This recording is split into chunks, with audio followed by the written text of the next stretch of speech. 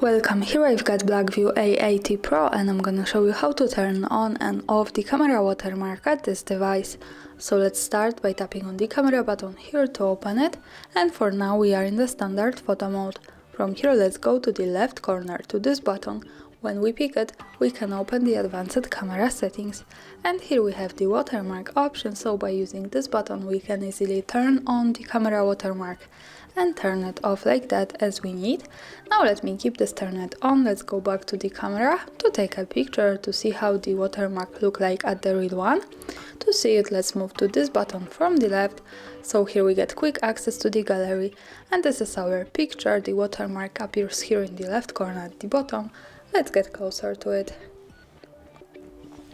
And this is how it looks like. BLACKVIEW A80 Pro quad camera. Of course, when we don't need it, we can easily go back to the camera, then to the settings in the left corner, and use this button to turn it off. Now when we take another picture, the watermark should be not visible at it.